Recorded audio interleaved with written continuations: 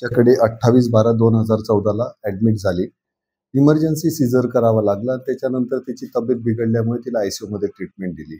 आयसीयूमध्ये stable झाल्यानंतर तिला 4/1/2025ला सकाळी 9:30 वाजता डिस्चार्ज केला.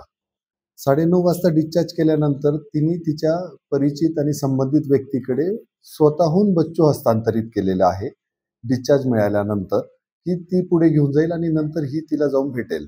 पण खाली आल्यावर तिला 11:30 वाजता रिअलाइज झालं की ती ज्या संबंधित व्यक्तीकडे तिने स्वतःहून बच्चू हस्तांतरित केलं होतं ती व्यक्ती फरार झाली आहे म्हणून. मग ते आमच्या प्रशासनाला तसं लक्षात येताच आम्ही स्वतःहून पोलीस स्टेशनला फोन करून पोलिसांकडे तिथं कॉन्टॅक्ट करून दिला. पोलिसांनी त्याच्यामध्ये तपास सुरू केला असून आमच्याकडील सगळे CCTV फुटेजचे कॉपीज आम्ही त्यांना दिलेले आहे.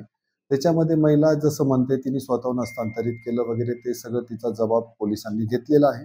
आणि संबंधित जी महिला यांची जी ओळखीची होती संबंधित जी 4-5 दिवसापासून त्यांच्याबरोबरच वास्तव्य होती, त्यांच्याबरोबर त्यांचे जेवण किंवा त्यांचे सगळे CCTV फुटेज जेवण करताना बाळाला खेळवताना वगैरेचे सगळे पोलिसांना मी हस्तांतरित केलेलं आहे आणि पुढील तपास आणि कारवाई पोलीस करत आहे.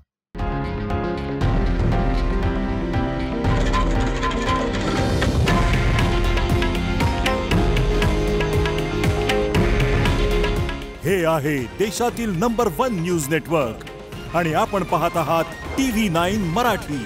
काळजी तुमची, हित महाराष्ट्राचं.